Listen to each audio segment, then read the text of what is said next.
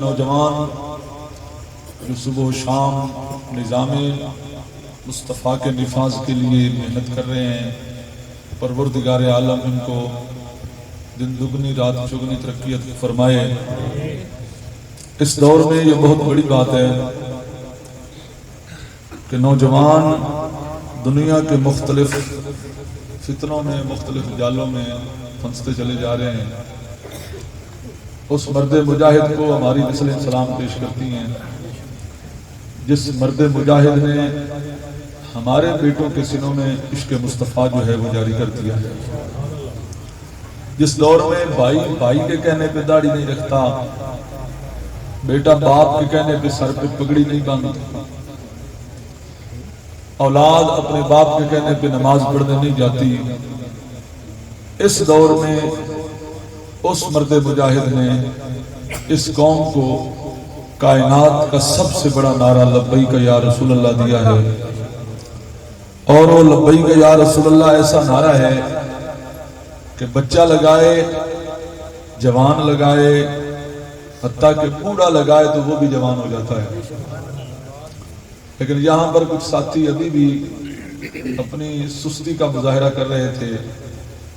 یہ نعرہ اتنا سستا نہیں، اس نعرے کے پیچھے سینکڑوں شہداء کا خون ہے۔ اس نعرے کے پیچھے فیض آباد کی زمین گواہ ہے، وزیر آباد کی دھرتی گواہ ہے، کالج چوک لاہور گواہ ہے کہ نوجوان جب یہ نعرہ لگاتے ہوئے نکلتے ہیں تو پاکستان میں دنیا کے جتنے بھی اسلام مخالف ہیں وہ تمام کے تمام کانپنا شروع ہو جاتے ہیں، اور ان کو صرف یہ ایک بات سمجھ آتی ہے کہ محمد بن قاسم کے وارث آ گئے ہیں، سلطان صلاح الدین ایوبی کے وارث آ گئے ہیں۔ اور یہ وہ نعرہ ہے، یہ وہ نعرہ ہے جو عشق مصطفیٰ کو اجاگر کرتا ہے۔ لبیک یا رسول اللہ یہ سیاسی نعرہ نہیں، لبیک یا رسول اللہ یہ محمدی نعرہ ہے، اور اس کا معنی یہ ہے یا رسول اللہ ہم حاضر ہیں، یا رسول اللہ ہماری جان حاضر ہے، یا رسول اللہ ہمارا مال حاضر ہے، اور سب سے بڑھ کر یا رسول اللہ ہماری عزتیں حاضر ہیں۔ یا رسول اللہ جب آپ کی عزت و ناموس کی باری آئے گی تو ہم کچھ بھی بچا کے نہیں رکھیں گے۔ مشکات کے اندر حدیث موجود ہے، حضرت سیدنا فاروق اعظم رضی اللہ عنہ بارگاہ سرور کونین صلی اللہ علیہ وسلم میں حاضر ہیں۔ میرے آقا علیہ السلام نے ارشاد فرمایا کوئی بندہ اس وقت تک مومن نہیں ہو سکتا جب تک وہ اپنی جان سے بڑھ کر، اولاد سے بڑھ کر، ماں باپ سے بڑھ کر، لا یؤمن احدکم حتی اکون احب الیہ من والدہ وولدہ والناس اجمعین، سب چیزوں سے بڑھ کر مجھ سے محبت نہ کرے۔ سچے لوگ تھے، منہ سے اور پیٹھ پیچھے اور، ایسا زمانہ نہیں تھا۔ مصطفیٰ کریم صلی اللہ علیہ وسلم کے تربیت یافتہ تھے، جو بات دل میں ہوتی وہی زبان پہ کہہ دیتے۔ سیدنا فاروق اعظم کھڑے ہوئے عرض کرتے ہیں یا رسول اللہ آپ مال سے بھی پیارے ہیں، اولاد سے بھی پیارے ہیں، وطن سے بھی پیارے ہیں، پر جان سے پیارے نہیں ہیں۔ رسول اللہ صلی اللہ علیہ وسلم کھڑے ہوئے، عمر بن خطاب کو سینے سے لگایا، فرمایا الان یا عمر، عمر اب بتا تیری کیفیت کیا ہے۔ حضرت عمر کھڑے ہو کے عرض کرتے ہیں یا رسول اللہ اب آپ جان سے بھی سب سے زیادہ پیارے ہیں، اولاد سے بھی زیادہ پیارے ہیں، اور جس کو رسول اللہ جان و مال سے پیارے ہیں اس کا مصطفیٰ کریم کے لیے ہاتھ کیوں نہیں اٹھتا، اور وہ ہاتھ اٹھا کے مصطفیٰ کی طرف گواہی دیتے ہوئے یہ کیوں نہیں کہتا یا رسول اللہ میں حاضر ہوں، یا رسول اللہ میں حاضر ہوں، یا رسول اللہ میں حاضر ہوں۔ اور اس کو عربی کے اندر کہتے ہیں لبیک یا رسول اللہ، لبیک یا رسول اللہ، لبیک یا رسول اللہ، لبیک یا رسول اللہ، لبیک۔ تھوڑا جا چلن دیتا کرو، ساؤنڈ تو نہیں چلتا، چلن دیتا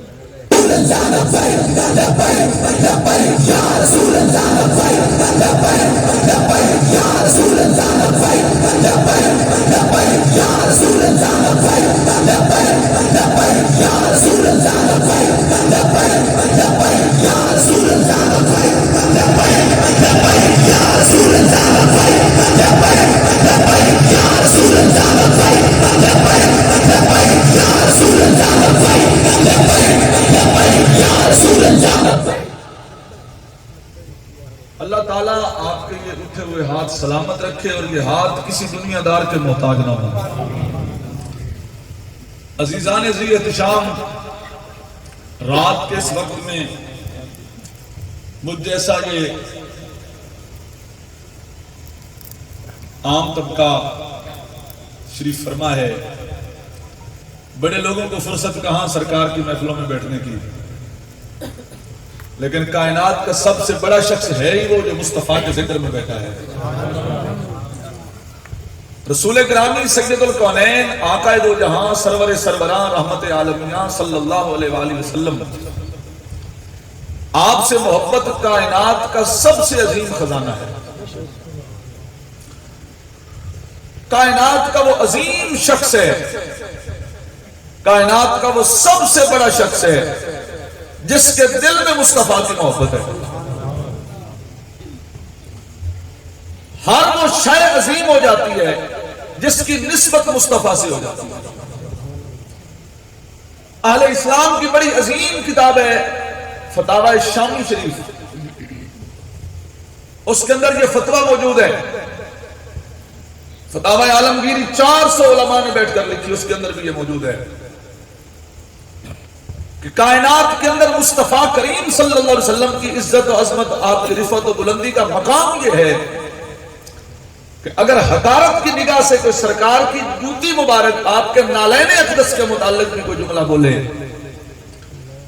اور تحقیراً وہ کہہ دے، نعوذ باللہ جوتی کو جوتڑی کہہ دے، جو حضور علیہ السلام کے نالین آپ کے قدموں سے نسبت رکھتے ہیں، زندگی میں ایک بار بھی مصطفیٰ کریم نے پہنا ہو یا وہ نسبت حضور کی طرف ہو کہ یہ سرکار کے نالین ہیں، تو ان نالین کی توہین کرنے والے کی نماز اللہ قبول نہیں کرتا، وہ بندہ دائرہ اسلام سے خارج ہو جاتا ہے۔ سرکار کی دستار کی بات نہیں کر رہا، سرکار کے جبہ اقدس کی بات نہیں کر رہا، مصطفیٰ کریم کے زلف واللیل کے بالوں کی بات نہیں کر رہا، آپ کی داڑھی مقدس کی مبارک ریش کے اس بالوں کی بات نہیں کر رہا، حضور سید عالم صلی اللہ علیہ وسلم سے ہاتھوں سے لگنے والے پیالے، کنویں، جانور، کسی اور چیز کی بات نہیں کر رہا، محبوب کے قدموں کے نیچے آنے والے اس نالین کی بات کر رہا ہوں۔ اس نالین کا امت کے اندر یہ مقام ہے، اور یہ آیت قرآن میں نہیں اتری، یہ بات رسول اللہ نے حدیث میں نہیں فرمائی، جس نے پڑھا ہے لا الہ الا اللہ محمد الرسول اللہ، اس کے لیے ہر اس چیز کا احترام اس پہ فرض و واجب ہے جس کی نسبت مصطفیٰ سے ہو جائے، وہ مصطفیٰ کے قدموں میں آنے والے نالین ہی کیوں نہ ہو، اس کے بارے میں ذرہ برابر بھی اگر تحقیر دل میں آ جائے گی، نماز ورزش بن جائے گی، حج سیر بن جائے گی، زکوٰۃ ٹیکس بن جائے گا، یہ ساری چیزیں عبادت اس وقت بنے گی جب مصطفیٰ سے سچی محبت ہوگی۔ بات سمجھ آ رہی؟ اور ہماری محبت کیسی ہے؟ رسول گرامی صلی اللہ علیہ وسلم سے محبت کا مدار یہ ہے، علماء نے انتہا کر دی، حد کر دی، کہ میرے آقا علیہ الصلوۃ والسلام کے قدمین شریفین سے لگنے والے نالین، ان کے بارے میں بھی جاگ رہے ہو، ان کا مقام و مرتبہ یہ ہے۔ اچھا، جو رسول اللہ صلی اللہ علیہ وآلہ وسلم کے نالین اقدس کے بارے میں ایسا انداز اپنائے وہ دائرہ اسلام سے خارج ہو جائے، جن کو رسول اللہ اپنے مزار اقدس میں ساتھ لے کر سوئے ہوئے، ان ابو بکر و عمر کا مقام کیا ہوگا؟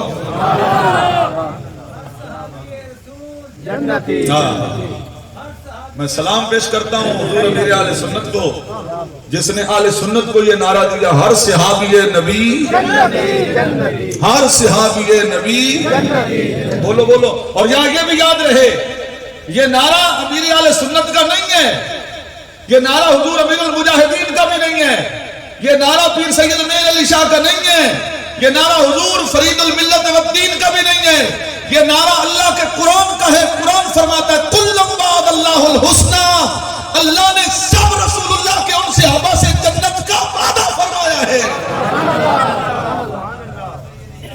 سب سے یہ قرآن کہتا ہے کلم وعد اللہ الحسنی۔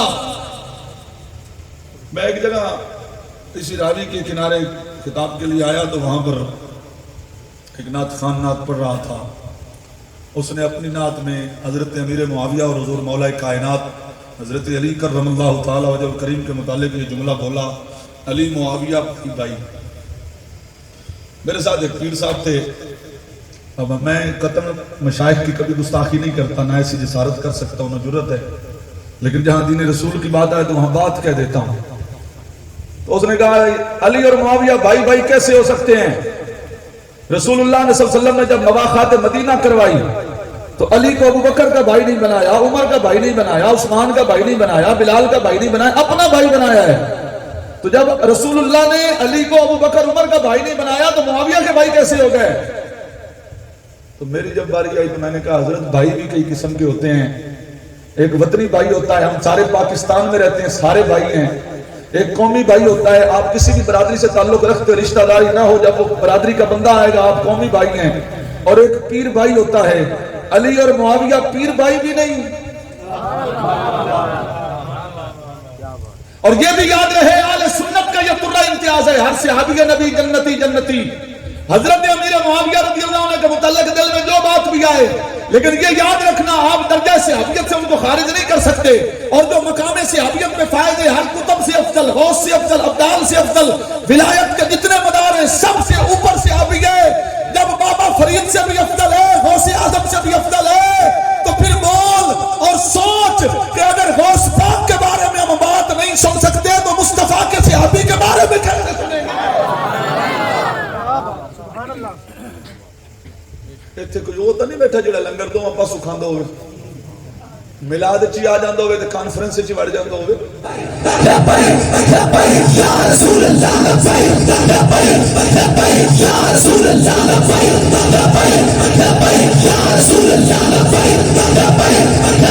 یا رسول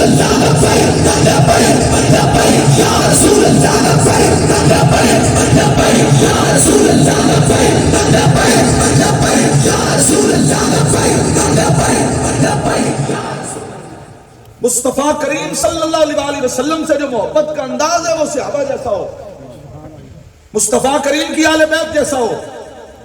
اور صحابہ کا انداز محبت کیا ہے مصطفیٰ کریم صلی اللہ علیہ وسلم سے؟ میرے آقا علیہ السلام ایک گلی سے گزرے ہیں، آپ نے ایک مکان دیکھا،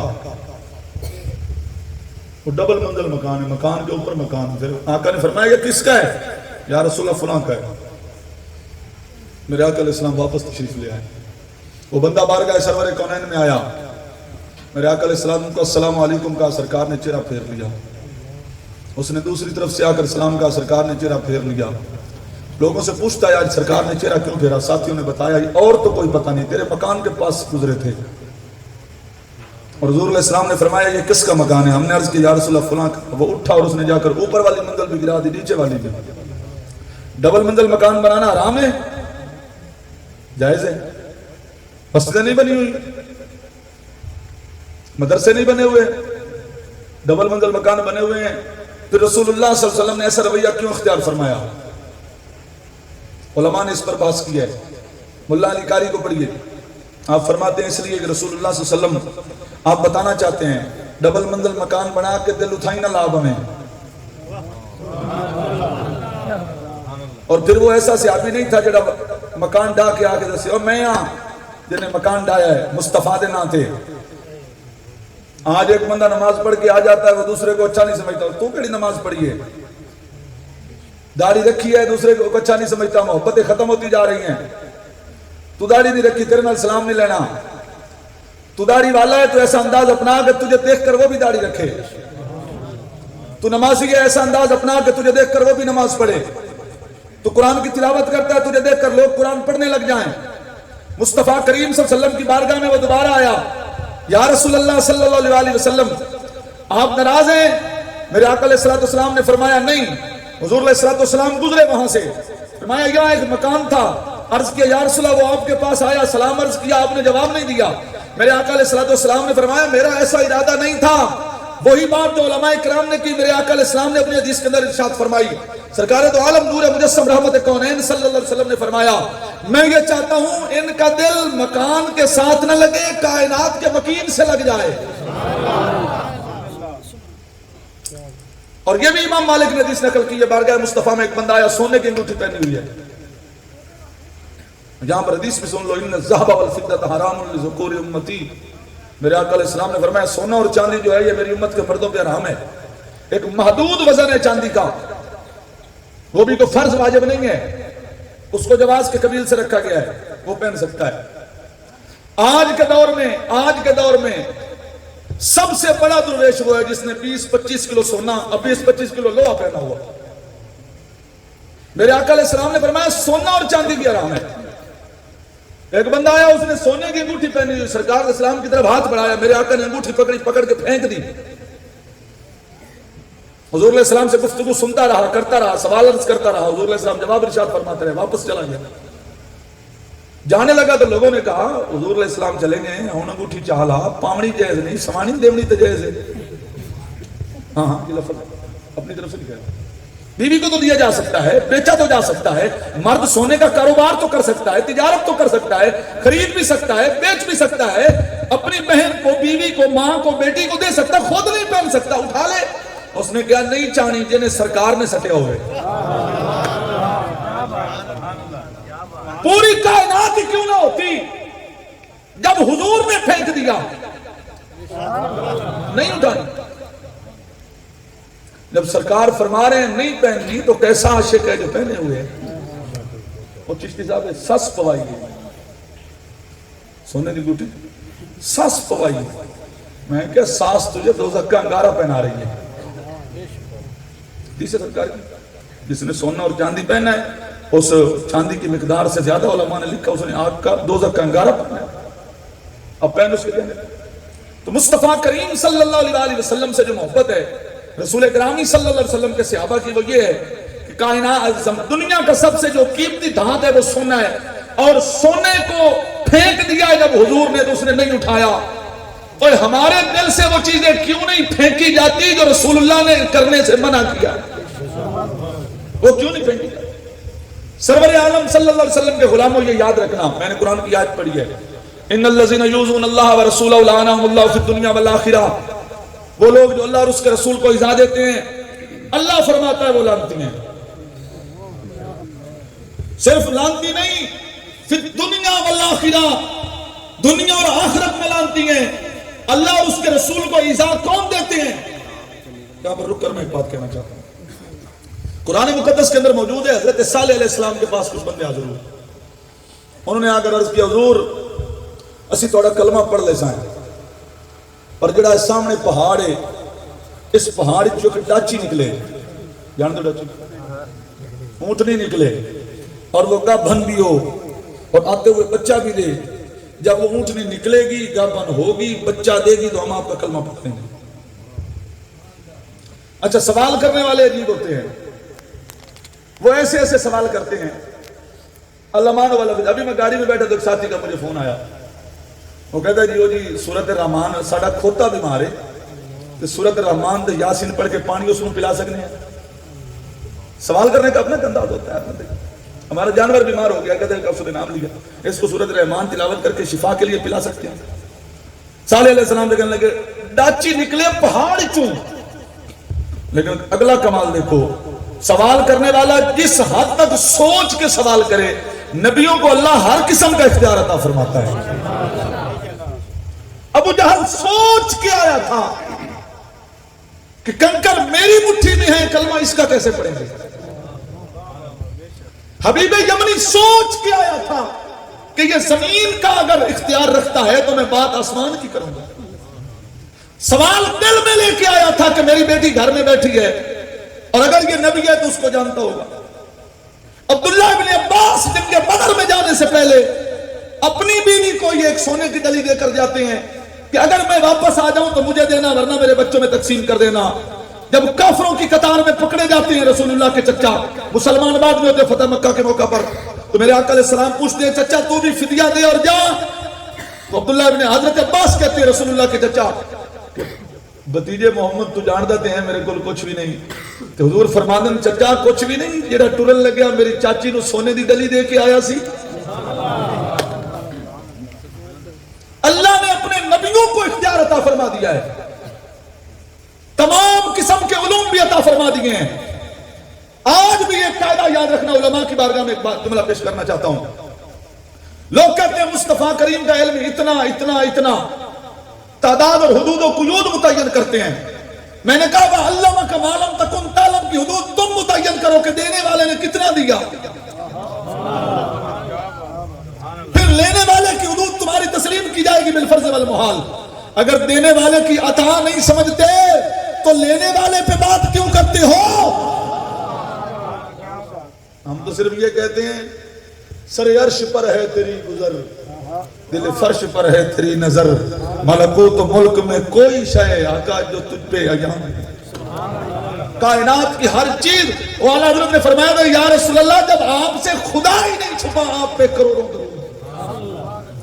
صالح علیہ السلام کے پاس بندے آگئے، حضور پہاڑ چڑاچی نکلے. اب قرآن کا فیصلہ ہے، قرآن جا کے پڑھنا، اپنے انداز میں پیش کر رہا ہوں. صالح علیہ السلام نے فرمایا ڈاچی بھی نکل سی، گبن بھی ہو سی، بچہ بھی دے سی، یہ تسی نہ منیا تو پھر بچنا نہیں، پھر تم نے نہیں بچنا. ان کا جناب ہم مانیں گے، تسلیم کریں گے. حضرت صالح علیہ السلام نے اللہ کی بارگاہ میں دعا کی. رب ذوالجلال نے فرمایا اے صالح تو پہاڑ کی طرف اشارہ کر، میں نے ساری قوت و تصرف تیرے ہاتھ میں رکھ دیا ہے. حضرت صالح علیہ السلام نے پہاڑ کی طرف اشارہ کیا، پہاڑ پھٹ گیا، وہاں سے اونٹنی نکلی، اونٹنی کا بند تھی، اس نے بچہ دیا. فرمایا پڑھو کلمہ، پڑھو کلمہ. اب وہ کہنے لگے یہ تو جادو ہے، نہیں مانتے، یہ سحر مبین ہے، کھلا جادو ہے. اب یہاں پر میں ایک بات سمجھانا چاہتا ہوں. صالح علیہ السلام نے ایک جملہ ارشاد فرمایا، فرمایا جب نہیں مننا تو پھر ایک گل یاد رکھے جی، یہ جو اونٹنی ہے یہ اللہ کی آیتوں میں سے ایک آیت ہے، یہ آیتوں من آیات اللہ ہے، یہ نشانی ہے ربی ہے. اس اونٹنی نو کچھ نہ کیا جو پھر ڈاچی نو. رسول گرامی صلی اللہ علیہ وسلم کی صحیح حدیث ہے، صحیح متن اور صحیح سند کے ساتھ. میرے آقا علیہ السلام نے فرمایا ایک بدبخت پہلی امتوں میں تھا جس کا نام قیدار تھا، اور حضور نے مولا علی کی گردن پہ ہاتھ رکھتے ہوئے فرمایا دوسرا بدبخت وہ ہوگا جو تجھے یہاں تلوار مارے گا. مصطفیٰ کا علم ہے. سرکار نے اس کا نام لے کر فرمایا اس امت میں بدبخت وہ تھا جس نے صالح علیہ السلام کی اونٹنی کے پاؤں کاٹے تھے اور اس کا نام قیدار تھا. دوسرا بدبخت جو تجھے یہاں تلوار مارے گا وہ اس امت کا سب سے بڑا بدبخت ہوگا. اب ایک بندہ اٹھا. صالح علیہ السلام کی اونٹنی کا کمال یہ تھا کہ وہ دودھ دیتی تھی تو پورا علاقہ سیراب ہوتا سے، لیکن جب چرتی تھی وہ پوری چراگاہ چر جاتی تھی. جب پیتی تھی پورا کنواں پی جاتی تھی، لیکن جہاں چر جاتی تھی وہاں فوراً گھاس اگ جاتا تھا، اور جب پی لیتی تھی تو فوراً کنواں بھر جاتا تھا. آپ کی اونٹنی پی رہی ہے پانی، پیچھے سے ایک ظالم دوڑا، اس نے تلوار اٹھائی اور آپ کی اونٹنی کے پچھلے دونوں پاؤں کاٹ دیے. روز بندے مرتے نہیں، روز جانور نہیں مرتے. یہ ابھی جو گائے میں بیماری آئی ہے کسی گاؤں سے گزرے ہیں، ابھی بھی شاید میں کہوں ہاتھ کھڑا کرو تو دو چار بندے ہاتھ کھڑا کریں کہ میری گاؤں میں مر گئی ہے، میری بھی مر گئی. ہر گاؤں میں جانور مر رہے ہیں. لیکن جس نے صالح علیہ السلام کی اونٹنی کا قتل کیا تھا اس کی پوری قوم عذاب میں آئی اور اس پر پتھروں کی بارش ہوئی. پوری قوم تباہ ہو گئی. صرف صالح علیہ السلام اور آپ کا کلمہ پڑھنے والے بچ گئے، باقی سارے مر گئے. میں ایک سوال کرنا چاہتا ہوں، میں پوچھنا چاہتا ہوں عزیزم، یہ بتائیے ڈاچی مارے نہیں بندے مردے میں؟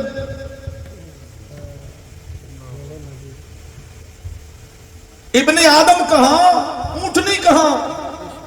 اونٹنی کو قتل کرنے پہ ابن آدم کا قتل عام ہو گیا. رب ذوالجلال بتانا چاہتا ہے اس اونٹنی کو کوئی عام اونٹنی نہ سمجھنا.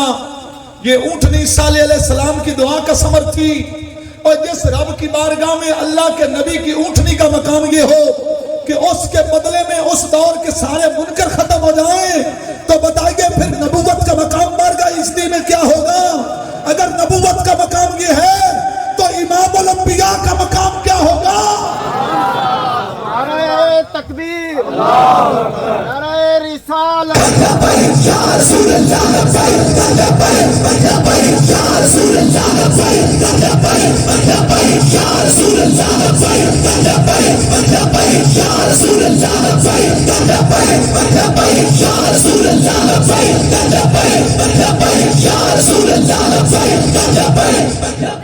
اس لیے رب جاتا ہے ان الذین یؤذون اللہ ورسولہ لعنہم اللہ فی الدنیا والآخرہ، جو اللہ اور اس کے رسول کو ایذا دیتا ہے وہ دنیا آخرت میں لعنتی ہو جاتا ہے۔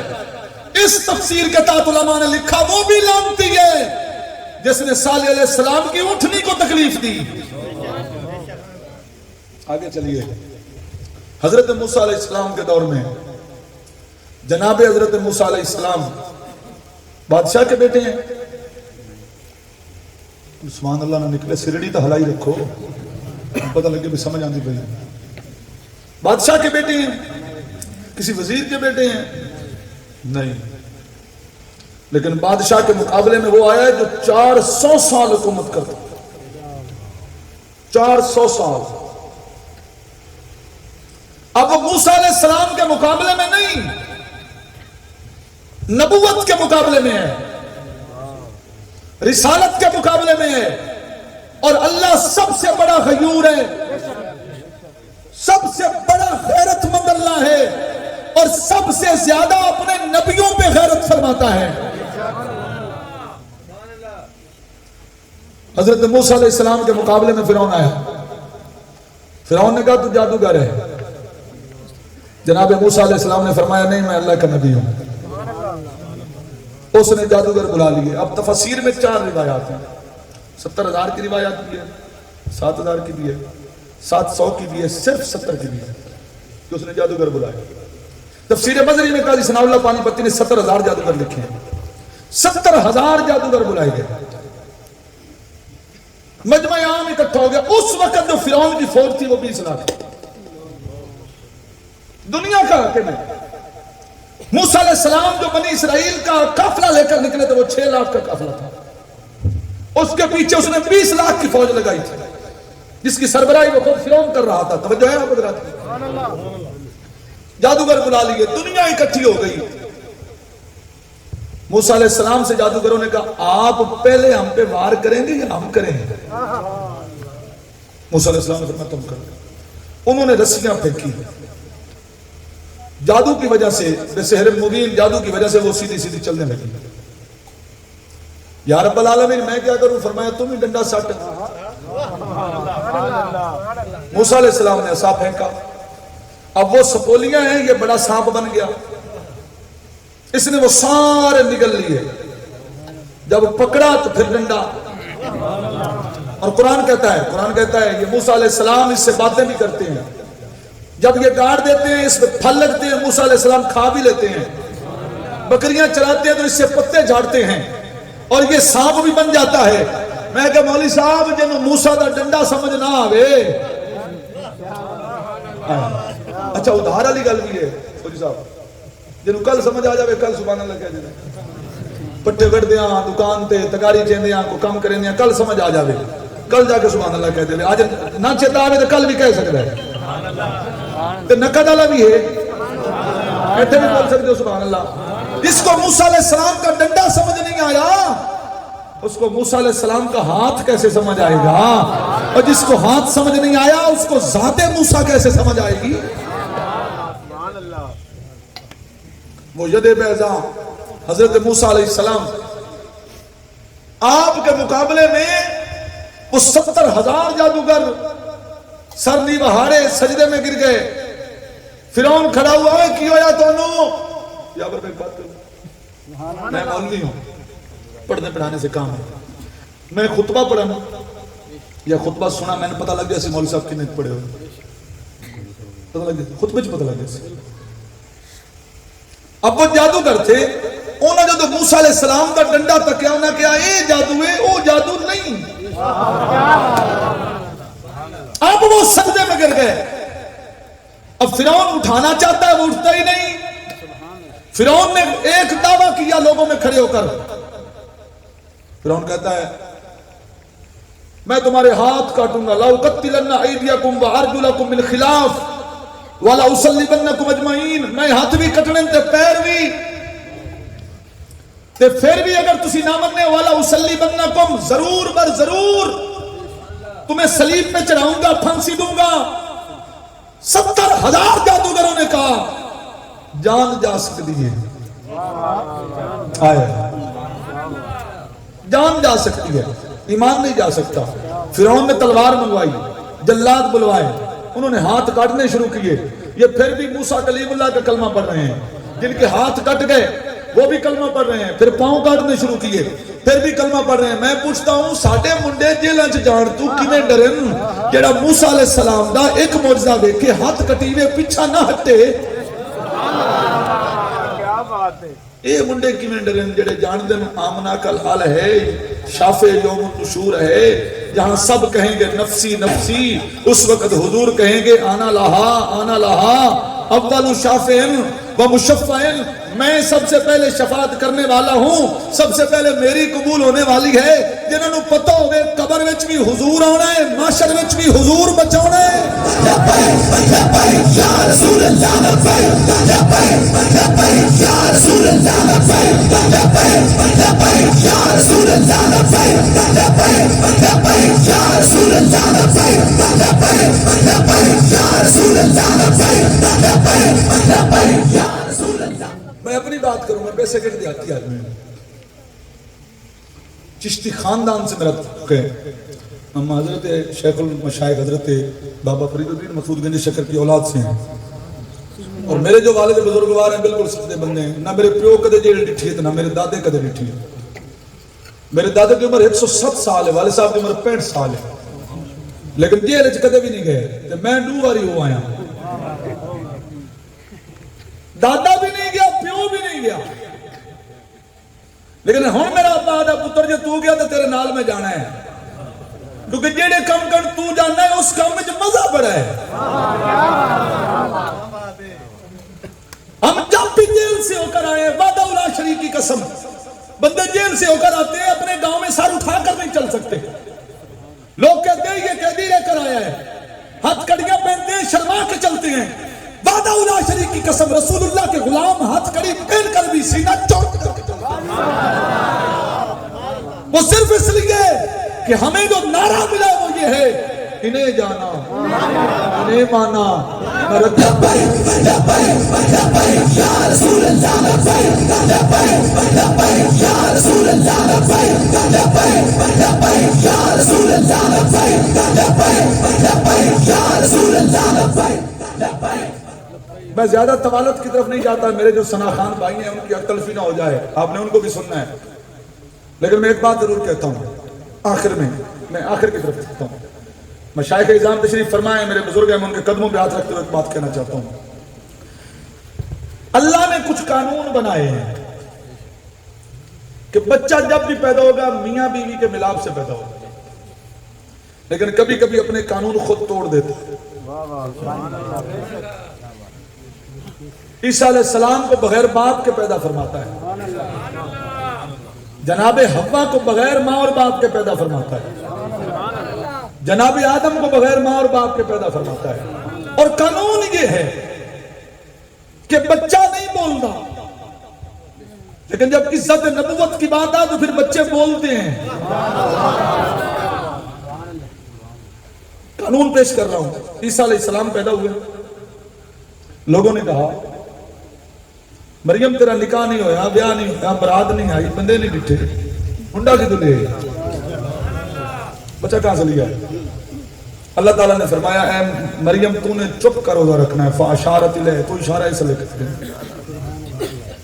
جناب مریم نے اشارہ حضرت عیسیٰ علیہ السلام کی طرف کیا. حضرت عیسیٰ علیہ السلام بول پڑے، بلکہ بولنے سے پہلے بندے بول پڑے. انہوں نے کہا کیف نکلم من کان فی المہد صبیا، مریم خیال ہے تجھے کبھی بچے بھی بولے ہیں؟ کیف نکلم، ہم سے کیسے کلام کرے گا؟ من کان فی المہد صبیا، جو ابھی تک پنگوڑے میں کیسے کلام کرے گا؟ عیسیٰ علیہ السلام بول پڑے قال انی عبد اللہ آتانی الکتاب وجعلنی نبیا. اور لوگوں سن لو، میں اللہ کا بندہ ہوں، مجھے اللہ نے کتاب بھی دی ہے، نبی بھی بنایا ہے. یہاں پر مفتی احمد یار خان نہیں بولے، انہوں نے اعتراض حضرت مریم پہ کیا تھا، جواب حضرت عیسیٰ نے اپنا دیا ہے. انہوں نے کہا مریم تو نے بچہ کہاں سے لیا، تیری جو شادی نہیں ہوئی؟ عیسیٰ علیہ السلام کہہ رہے ہیں میں اللہ کا بندہ ہوں، مجھے اللہ نے کتاب دی، مجھے اللہ نے نبی بنایا. سوال مریم پر تھا، جواب عیسیٰ علیہ السلام نے اپنا دیا. مفتی احمد یار خان نہیں یہ سوال قائم کر کے آگے جواب دیتے ہوئے فرماتے ہیں عیسیٰ علیہ السلام نے جب یہ کہا کہ میں نبی ہوں تو اس میں جناب مریم کا جواب بھی آ گیا کہ جس کا بیٹا نبی ہو اس کی ماں پاک ہوتی ہے. اب میں پوچھتا ہوں اپنے سارے بھائیوں اور بزرگوں سے، بچے تو بول دے ہی نہیں، چل قرآن سے ایک واقعہ اور پیش کر دیتا ہوں. حضرت یوسف علیہ السلام، ایک ہے امتحان، ایک ہے عزت. کربلا کے عنوان سے بھی سن لو، اللہ تعالی نبیوں سے امتحان لیتا ہے. من الخوف والجوع ونقص من الاموال والانفس والثمرات، بھوک کا، جانوں کا، ہجرت کا. نبیوں کے سروں پہ آرے بھی چلتے ہیں، نبی قتل بھی ہوتے ہیں. یقتلون النبیین بغیر الحق، لیکن اللہ نبی دی عزت کا تحفظ کرتا ہے. عزت کا امتحان اللہ نبیوں سے نہیں لیتا. حضرت یوسف علیہ السلام گھر سے چلے، بھائیوں نے کنویں میں دھکا دیا. پہلا مالک بن سنان نے نکالا، تھپڑ بھی کتابوں کے اندر موجود ہے. دوسرا امتحان، وہ کثیف و نحیف نبی اونٹ کی ننگی کوہان پہ بیٹھ کر مصر تک سفر کرتا ہے، یہ بھی امتحان. اس وقت کائنات کا سب سے بڑا حسن مصر کے بازار میں فروخت ہو رہا ہے، یہ بھی امتحان. پھر بادشاہ وقت کا بردہ جو ہے وہ بندے خرید رہے ہیں، یہ بھی امتحان. پھر جب جوان ہو جاتے ہیں، زلیخا 7 کمروں میں لے کر جاتی ہے، اور پھر وہ ہمت بھی وہما بہا لولا ارہا برہان ربی، وہ برائی کی دعوت دیتی ہے. تو تفسیر مدری میں قاضی ثناء اللہ پانی پتی نے لکھا کہ روشن دان سے حضرت یعقوب کی صورت نظر آتی ہے. فرماتے پتر نبوت دی چٹی چادر تے داغ نہیں لگن دینا. ابا جی کیا کرو؟ فرمایا دوڑنا تیرا کام. فرشتے تالے توڑتے جائیں گے، دروازے کھولتے جائیں گے. 7 تالے ٹوٹے، 7 دروازے کھلے. الفیا سیدہا لدى الباب، سامنے عزیز مصر کھڑا ہے. زلیخا نے فوراً انداز بدلا، فوراً کہا قالت ما جزاؤ من اراد بأہلک سوءا، اس بندے کی کیا سزا ہے جو تیری اہل کی طرف، تیری بیوی کی طرف برائی کا ارادہ کرے. اللہ تعالیٰ نے فرمایا اے یوسف پریشان نہ ہو، جو ساتھ ایک عورت بچہ اٹھائے کھڑی ہے، اس سے بول پوچھ. قرآن کہتا ہے وَشَاهِدَ شَاهِدٌ مِّنْ أَهْلِهَا، وہاں سے ایک بچہ بولا اور اس نے کہا ان کانت قمیصہ قد من قبل، اگر قمیض آگے سے پھٹی ہوئی ہے تو یوسف جھوٹا ہے، قمیض پیچھے سے پھٹی ہوئی ہے تو یوسف زلیخا سچی ہے، یوسف جھوٹا ہے. قمیض آگے سے پھٹا ہوا ہے تو پھر یوسف سچا، پیچھے سے پھٹی یوسف جھوٹا. جب قمیض دیکھا گیا قمیض پیچھے سے پھٹا ہوا، میں کہا جناب ایک دن کا بچہ کتنے بول رہا ہے؟ ایک دن کا بچہ بول رہا ہے. ساری تفسیروں نے لکھا ہے وہ ایک دن کا بچہ یوسف کے حق میں بول رہا ہے، کہہ رہا ہے نال بڑی سختی تے پنجاتی گل پہ کرتا ہے. قمیض دیکھو اگو پھٹی ہے پچھو پھٹی.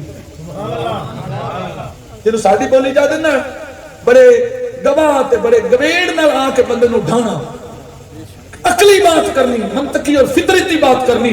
دیکھو جب بندہ اپنا حملہ کرتا ہے تو قمیض آگے سے پھٹتا ہے، جب بندہ دوڑتا ہے تو قمیض پیچھے سے پھٹتا ہے، پکڑنے والا پیچھے سے پکڑتا ہے. انہوں نے کہا جناب قمیض تکو. میں کہا 7 تالے ٹوٹ رہے سی، 7 دروازے کھل رہے سی، بچے نو کس دسیا بھی قمیض بھی پچھو پھٹے ہوئے. جناب یوسف علیہ السلام سچی ہو گئے، لیکن اے باوجود 12 سال جیل وچ رہے. امیروں کو قانون اور ہوتا ہے اور ہر دور میں رہا ہے، غریبوں کے لیے قانون اور ہے.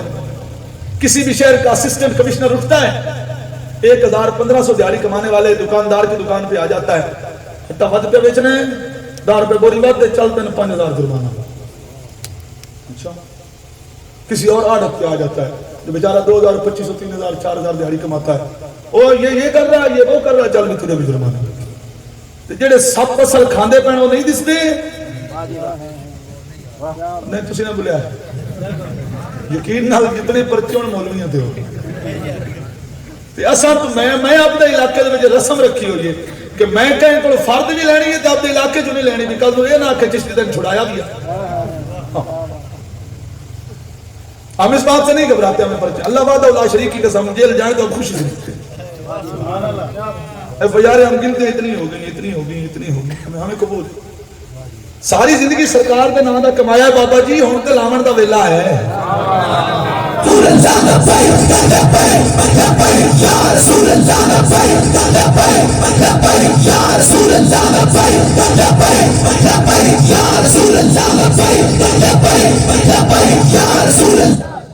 اور یہاں پر یہ بھی کہہ دوں یوسف علیہ السلام 12 سال جیل میں رہے. میرا جملہ یاد ہے کہ میں دسی 12 سال جیل میں رہے. میں پوچھنا بابا جی دریا دی من تے رہن والا بندہ ہے، راوی دا بندہ ہے، پری پنجایت والا بندہ ہے، پنڈ زبان والا بندہ ہے، سمجھدار بندہ ہے. میں دس ایک ویلا وہ آیا بھی 7 تالے ایک باری ٹوٹ گئے، 12 سال ایک تالا بھی نہیں ٹوٹیا۔ کیوں نہیں ٹوٹا؟ وہ 7 کیوں ٹوٹے تھے؟ یہ امتحان ہے، وہ عزت کی بات تھی، وہ ناموس نبوت کی بات تھی، ناموس پیغمبر کی بات تھی۔ جہاں امتحان کی باری آئے سر پہ آرا چل جائے کوئی سی بھی نہیں کرتا، جہاں صرف امتحان کی باری آئے نبی کو قتل کر دیا جاتا ہے شکایت نہیں ہوتی، جہاں صرف امتحان کی باری آئے سب سے حسین نبی کنویں میں تشریف لے جا رہا ہے، امتحان ہے۔ لیکن آج امتحان نہیں، ناموس کی بات ہے۔ اگر ناموس یوسف کے لیے 7 تالے ٹوٹے ہیں، ناموس مصطفیٰ کے لیے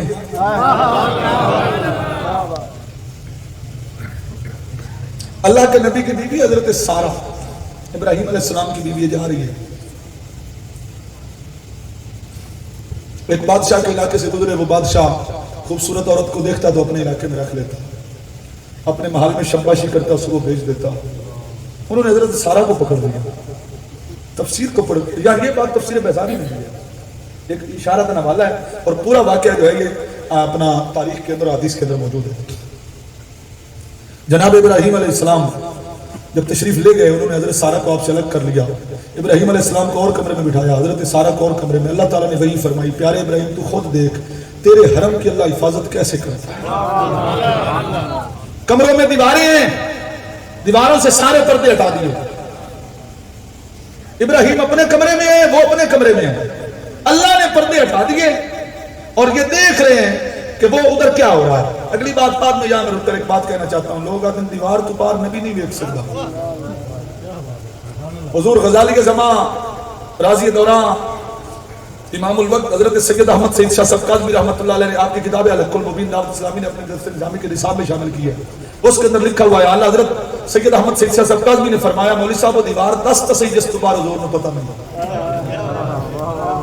اس دیوار کی نشاندہی تو کرو، وہ کون سی دیوار ہے اس کے پار حضور نہیں جانتے، اور اس کے آخر میں لکھتے ہیں اللہ نے ایسی دیوار بنائی کوئی نہیں جس کے پار حضور کو پتہ نہ ہو، ایسی دیوار پیدا ہی نہیں ہوئی جس کے پار حضور نہ جانتے ہیں۔ اور پھر اگلی بات کروں، یہ 3 دن پہلے ایک کالم آیا جگ نیوز پہ جاوید چودھری کا، اس نے کیا لکھا اسرائیل کے حوالے سے، وہ کہتا ہے اسرائیل نے ایک ایسی مشین ایجاد کی ہے جو الٹرا ساؤنڈ کا جدید ورژن ہے کہ الٹرا ساؤنڈ پیٹ کے اوپر رکھو تو نیچے دیکھ لیتا ہے بچے کا وزن کتنا، بچے کی لمبائی کتنی ہے، دماغ میں پانی تو نہیں ہے، دھڑکن چل رہی ہے یا نہیں، الٹرا ساؤنڈ کا جدید ورژن ہے۔ تو دیوار دے اولے پار رکھو، پار پتہ لگ جاتا ہے پار کون ودا ہے، بندہ ودا ہے، مرد ودا ہے، عورت ہے، ہتھیار ہے یا اس کو نہیں ہے، وہ دا ارادہ کیا ہے، پار دیکھ سکتا ہے۔ میں کہ پترا مشینہ منی کھلوتا ہے،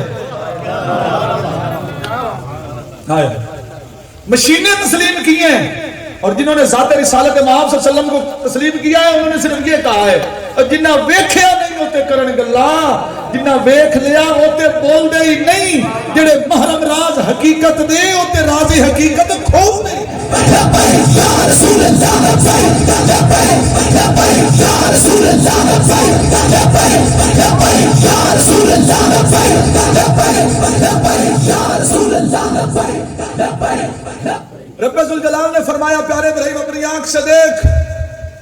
بادشاہ کمرے میں داخل ہوا، اس نے حضرت سارہ کی طرف ہاتھ بڑھایا، ہاتھ شل ہو گیا، اس نے معافی مانگی، ہاتھ ٹھیک ہو گیا، پھر ہاتھ بڑھایا، پھر ہاتھ شل ہو گیا، پھر معافی مانگی، پھر ہاتھ ٹھیک ہو گیا، تیسری بار ہاتھ بڑھایا، پورا جسم شل ہو گیا، اب صرف سر کام کر رہا ہے، دھڑ کام نہیں کر رہا، معافی مانگی، ٹھیک ہو گیا۔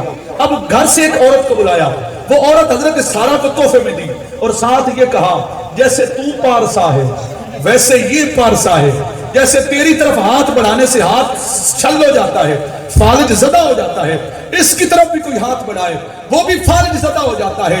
تیرا نام سارہ ہے، اس کا نام ہاجرہ ہے، سارہ سے اسحاق پیدا ہوئے، اسحاق سے 70,000 نبی پیدا ہوئے، ہاجرہ سے جناب اسماعیل پیدا ہوئے، اسماعیل سے مصطفیٰ کریم پیدا ہوئے، اور جن کی ماؤں کی ناموس کا یہ عالم ہے ان کے بیٹوں کی ناموس کا عالم کیا ہوگا؟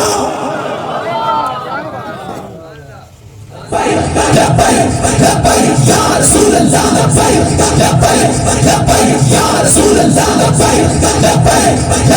یا رسول اللہ فی زمان زمانہ، آخری کلام اور آخری گفتگو، میرے جملے سخت بھی ہو تو ناراض نہ ہونا، فی زمانہ کون ہے جو ناموس رسالت کا پہرے دار ہے؟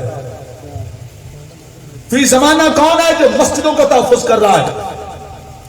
فی زمانہ کون ہے جو درباروں کا تحفظ کر رہا ہے؟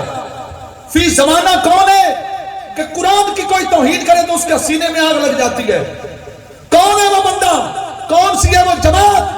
اگر کوئی رسول اللہ کے صحابہ کی توہین کرے تو وہ میدان میں اترتے ہیں، مصطفیٰ کریم کی آل بیت کے بارے میں کوئی زبان درازی کرے تو وہ میدان میں اترتے ہیں، حضور کی بیویوں کے بارے میں کوئی بکواس کرے تو وہ میدان میں اترتے ہیں، اور مصطفیٰ کے روزے کے متعلق کوئی بکواس کرے تو میدان میں اترتے ہیں۔ حضور کی ختم نبوت میں مر مٹنا اپنا ایمان سمجھتے ہیں۔ کون ہے؟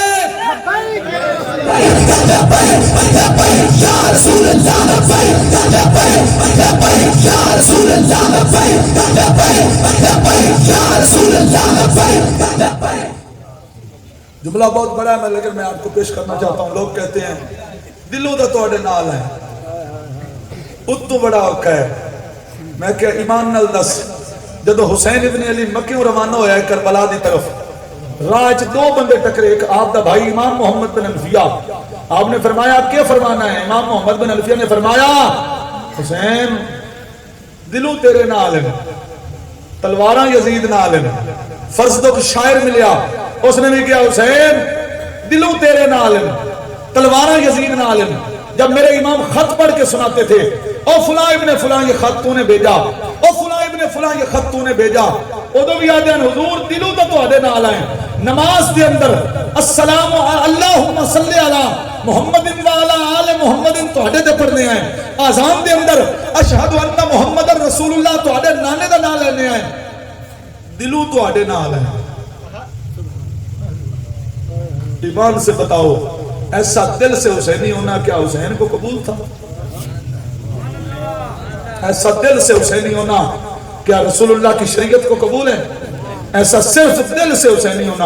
اقبال کہتا ہے زبان سے کہہ بھی دیا لا الہ تو کیا حاصل، زبان سے کہہ بھی دیا لا الہ تو کیا حاصل، دل و نگاہ مسلمان نہیں تو کچھ بھی نہیں۔ صرف دل سے حسینی ہے۔ ہم جب بچے کو پڑھاتے ہیں، پہلا قاعدہ علماء بیٹھے ہیں، میرے سروں کا تاج اللہ آپ کا سایہ سلامت رکھے، ہم پڑھاتے ہیں بچے کو اقرار باللسان و تصدیق بالقلب، زبان نال اقرار بھی کرنا ہے تے دلوں مننا بھی ہے۔ سبحان اللہ۔ آؤ رسول اللہ صلی اللہ علیہ وسلم کے اس مبارک جماعت کے ساتھ کھڑے ہو جاؤ۔ جس دن میں سمجھوں گا، میں فرق سلیم چشتی منبر رسول پر ریکارڈنگ کی موجودگی میں آپ کو گواہ بنا کر کہتا ہوں، جس دن میں سمجھوں گا کہ تحریک لبیک کا یا رسول اللہ والے صرف دنیا داری کے لیے آئے ہیں، میں فرق سلیم چشتی یہ جماعت چھوڑ دوں گا۔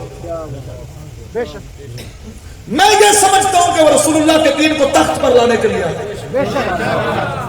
میں یہ سمجھتا ہوں کہ وہ اپنے عہدے نہیں چاہتے، وہ دنیا داری نہیں چاہتے، ان کو اپنی عزت و ناموس کی حفاظت کے لیے نہیں نکلتے، وہ جب بھی نکلتے ہیں مصطفیٰ کے لیے نکلتے ہیں۔ یا رسول اللہ لبیک لبیک یا رسول اللہ لبیک لبیک یا رسول اللہ لبیک لبیک یا رسول اللہ لبیک۔ او جی تانوں کھا جان گے۔ میں کہ سید جماعت علی شاہ جب نکلا تھا، سید مہر علی شاہ جب نکلا تھا تو اکیلا تھا۔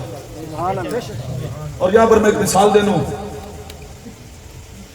وقت کا سب سے بڑا بادشاہ جو مغلوں کا ہوا ہے اکبر، اس کے مقابلے میں ایک اکیلا بندہ آیا تھا، حضور شیر ربانی شیخ احمد سرہندی، حضور مجدد الفسانی، اکیلا مرد مجاہد۔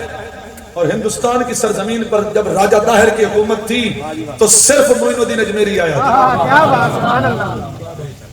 آج اگر نکلے ہیں تو یہ معین الدین اجمیری کے وارث نکلے ہیں، آج اگر آئے ہیں تو حضور مجدد الفسانی کے وارث آئے ہیں۔ وعدہ لا شریک دی قسم اسا مولوی تے مسجد دے صدر کو ڈر دے سی، بول دے ہی نہیں، انتظامیہ کو ڈرنا، نمبرداراں کو ڈرنا۔ ایک کیڑی چیز ہے جڑی انہاں مولویوں نوں چوک چ لیا کھڑا رہے تو مڑ بھی سینہ چوڑا کر کے آدم لبیک یا رسول اللہ، کون سی چیز ہے؟ صرف ایک ہی ہے، وہ رسول اللہ کی محبت ہے۔ اقبال نے کہا دین سراپا سختن اندر طلب، انتہا عشق آغاز شہادت۔ اگر دین تلاش کرنا چاہتا ہے تو دین کے اندر جلنا چاہتا ہے تو طریقہ میں بتاتا ہوں، اس کی ابتدا ادب سے ہوتی ہے، انتہا عشق پہ ہوتی ہے۔ سلطان العارفین نے فرمایا تھا سچا عشق حسین علی دا سر دیوے راز نہ بننے ہو۔ آج بھی میں ہاتھ باندھ کے کہتا ہوں، بالکل کسی کی طرف اشارہ کیے بغیر، میں سمجھو میں اپنی بات اپنے کسی بھائی سے کہہ رہا ہوں، ہم ان کے ساتھ بھی تو کھڑے ہیں جو ہماری بیٹیوں کو نچاتے ہیں، ہم ان کے ساتھ بھی تو کھڑے ہیں کہ سیلاب سے پاکستان کے بچے ڈوب کر غرق ہو رہے تھے اور مر رہے تھے، اور یہ لوگ اپنی کرسیوں کی جنگ لڑ رہے تھے۔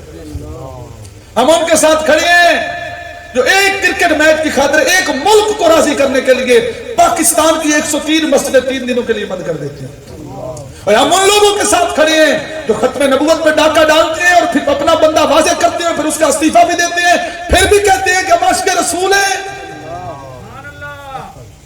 ہم ان کے ساتھ کھڑے ہیں جو بات شروع تو ایاک نعبد و ایاک نستعین سے کرتے ہیں، لیکن ان کی بات ختم نچ پنجابن نچ پہ ہوتی ہے۔ ہم ان کے ساتھ کھڑے ہیں جو مسلمانوں کی بیٹیاں اور مسلمانوں کے بیٹے ان کی اندر غیرت اور حیا ختم کرتے ہوئے اکٹھی تعلیم پڑھانا چاہتے ہیں۔ رسول اللہ کا دین تو یہ کہتا ہے کہ رابعہ بصری پڑھانے والی اور حسن بصری، رابعہ بصری پڑھنے والی اور حسن بصری پڑھانے والا اور کعبے کی سرزمین ہو اور قرآن کی تعلیم ہو، تو پھر بھی رابعہ بصری حسن بصری کے پاس نہیں پڑھ سکتے۔ ہم ان کے ساتھ کھڑے ہیں جو حج کے پیسوں سے بھی عیاشی کرتے ہیں، حج کے پیسوں سے۔ وہ کی میں جی میں نے کہا پاکستان سے لوگ پیدل حج کرتے رہے ہیں، آج بھی براستہ ایران عراق جاؤ، پہلے مدینہ شریف آتا ہے پھر مکہ شریف آتا ہے۔ اگر بائی ایئر سفر کرو تو 4000 کلومیٹر بنتا ہے، پیدل کرو تو 6000 کلومیٹر بنتا ہے۔ آج پیدل چلو نہ صحیح، گاڑیوں پہ جاؤ، ہر بندہ اپنی گاڑی پہ جائے، 5 بندوں کا 5 لاکھ سے زیادہ نہیں لگے گا، 2-3 لاکھ کا فیول لگا لو، 2-2.5 لاکھ روپے خرچہ لگا لو، 5 بندے مصطفیٰ دے روزے دی زیارت بھی کر کے آ سکتے ہیں، تے رائے بارگاہ غوث دے اندر بھی، تے نجف اشرف دے اندر بھی، تے بارگاہ حسین دے اندر بھی۔ لیکن یہ عیاش 10 لاکھ کا حج کر کے جو بیٹھے ہیں، اور انہوں نے وہ مسلمانوں کو 5 لاکھ میں 5 بندوں کو جو حج نہیں کرنے کی اجازت دی، وہ صرف اس وجہ سے کہ وہ مسلمانوں کے حج کے پیسوں سے بھی عیاشی کرنا چاہتے ہیں۔ اگر ہم دین کی بات کرتے ہیں تو تب بھی ہم سیاسی، اگر ہم دنیا کی بات کرتے ہیں تب بھی ہم سیاسی، اگر ہم کسی کی غلطی پہ نشاندہی کرتے ہیں تو تب بھی ہم سیاسی۔ ہمیں مولوی سیاسی نہیں ہونا چاہیے، باقی کائنات کی ہر چیز ہو جائے۔ سیاست 2 نمبری چیز ہے، مولوی کو 2 نمبر سیاست میں نہیں آنا چاہیے۔ میں نے کہا جس سیاست میں تو پڑھا ہے وہ 2 نمبر ہے۔ ہم نے صدیق کی سیاست دیکھی ہے، ہم نے عمر کی سیاست دیکھی ہے۔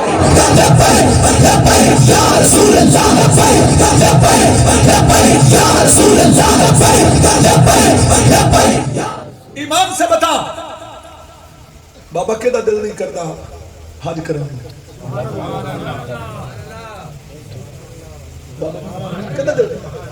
تن پتہ لگے 1 لاکھ جج ہونا، 3 بکریاں سردیاں بیچتے حج تے جا، لیکن 10 لاکھ تے حج بگ گیا۔ کیوں؟ لسٹ دیکھ لیں، ہاں سعودیہ کے ویزے کو اتنے دینے ہیں، وہاں مکان کے اتنے دینے ہیں، وہاں رہائش کے اتنے دینے ہیں، یہ پاکستانی ٹیکس ہے۔ حج کے نام کیا عیاشی ہے؟ کون اٹھے گا؟ کون بولے گا؟ میری مسجد کا 34,000 بل آیا تو میں نے جمعے پڑھ کے سنایا کہ اوپر 9,000 سیل ٹیکس ہے۔ میں کہ 10 پترا مسیطے میں کی بیچے ہیں، 65 روپے ٹی وی کا ٹیکس ہے۔ میں کہ میرے تو گھر بھی کوئی نہیں، ٹی وی تو میرے گھر میں بھی نہیں ہے، لیکن یہ ساری بدماشی ہے۔ ان کو مندروں کو پتا ہے کہ کہاں کا مندر، کون سا میٹر مندر پہ لگا ہوا ہے، اس کا بل معاف کرنا ہے، کون سا میٹر گردوارے پہ لگا ہوا ہے، اس کا بل معاف کرنا ہے۔ یہ نہیں پتا یہ میٹر مسجد کا ہے۔ اور یہ بھی یاد رہے، وہ آہ بھی کرتے ہیں تو ہو جاتے ہیں، ہم آہ بھی کرتے ہیں تو ہو جاتے ہیں بدنام، وہ قتل بھی کرتے ہیں تو چرچا نہیں ہوتا۔ اگر ہم میدان میں نکلے تو ہم غلط ہیں، سکولوں کا معاملہ ہوتا ہے، تعلیم کا حرج ہوتا ہے، فلاں ہوتا ہے، اور وہ میدان میں نکلے کرسی کے لیے تو کچھ نہیں ہوتا۔ میں صرف ایک بار کہتا ہوں، دنیا میں سب کچھ ہوتا ہے۔ اقبال نے کہا تھا فکر عرب کو دے کے فرنگی تخیلات، فکر عرب کو دے کے فرنگی تخیلات، میرے آخری جملے توجہ سے سن لو، فکر عرب کو دے کے فرنگی تخیلات، پھر سن لو، فکر عرب کو دے کے فرنگی تخیلات، کون سی فکر عرب ہے؟ کس عرب کی فکر ہے؟ انگریز سے یہ کہو نا ہم نے مسجد بنانی ہے وہ تمہیں پیسے دے گا، انگریز سے یہ کہو میں نے میلاد کرنا ہے وہ تمہیں پیسے دے گا، مسجد کی تعمیر میں پیسے دے گا، میلاد کے حصے میں چندہ دے گا وہ۔ لیکن اگر تو کہنا میں نے ختم نبوت کی بات کرنی ہے اور جہاد کی بات کرنی ہے، وہ کہتا ہے تو بندے اکٹھے کر پر جہاد کی بات نہ کر۔ فکر عرب کو دے کے فکر عرب کو دے کے فرنگی تخیلات، فکر عرب صدیق کی فکر ہے، فکر عرب عمر کی فکر ہے، فکر عرب عثمان کی فکر ہے، فکر عرب حضور مولا مرتضیٰ کی فکر ہے، فکر عرب سیدنا امام حسن امام حسین کی فکر ہے۔ اور امام حسین کی فکر کیا ہے کہ وقت کا حاکم اگر یزید جیسا ہو تو 772 بھی ہو پیچھا نہیں ہٹنا۔ فکر عرب کو دے کے فرنگی تخیلات، اسلام کو حجاز و یمن سے نکال دو، یہ فاقہ کش جو موت سے ڈرتا نہیں ذرا، روح محمد اس کے بدن سے نکال۔ یا رسول اللہ لبیک لبیک لبیک، یا رسول اللہ لبیک لبیک لبیک، یا رسول اللہ لبیک لبیک۔ پوری کائنات کے اندر تکلیف ہے کہ یہ ختم نبوت کی بات کیوں کرتے ہیں، پوری کائنات کے اندر تکلیف ہے یہ لبیک الجہاد کی بات کیوں کرتے ہیں۔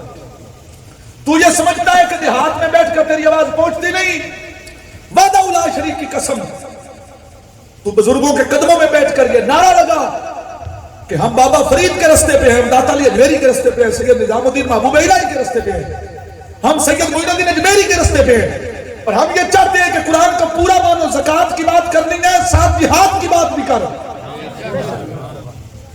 تو پھر تیری زبان بھی دبائی جائے گی، تیری آواز بھی دبائی جائے گی، تیری زبان کھینچی بھی جائے گی، تجھ پہ جس اسلام کے بیان کرنے پر کوئی تکلیف نہ آئے وہ اسلام منافقت کا اسلام ہے، اور جس اسلام کے بیان کرنے پر پہلے بدر ہو، پھر احد ہو، پھر حنین ہو، پھر خندق ہو، پھر احزاب ہو، پھر طائف ہو، پھر تبوک ہو، وہ اسلام محمد عربی کا اسلام ہے۔ اللہ تعالیٰ میری گزارشات اپنی بات قبول فرمائے۔ یار زندہ صحبت باقی ہمارے بزرگ تشریف فرما ہے، مجھے آج بڑی خوشی ہوئی، دوستوں نے کرسی لائی، میں نے کہا نہیں جناب ہم تو قدموں میں بیٹھنے والے ہیں اور ان کے غلاموں میں، اللہ تعالیٰ ہمیں شمار فرمائے۔ میں صرف یہ عرض کرنا چاہتا ہوں ان بزرگوں کے ساتھ وابستگی رکھیے اور یا رسول اللہ کا نعرہ لگاتے رہے۔ یہی وہ لوگ ہیں جب یہ میدان میں نکلتے ہیں تو وقت کا جو اکبر بادشاہ ہے اس کے بھی گھٹنے دیکھ دیتے ہیں۔ سید مہر علی شاہ گولنے کی سرزمین سے نکلتا ہے۔ میں ایک بات ہاتھ باندھے ہوئے کروں، ناراض نہیں ہونا، پچھلی صدی میں پیر بہت ہوئے ہیں لیکن پوری دنیا میں نام صرف پیر مہر علی شاہ کا ہے۔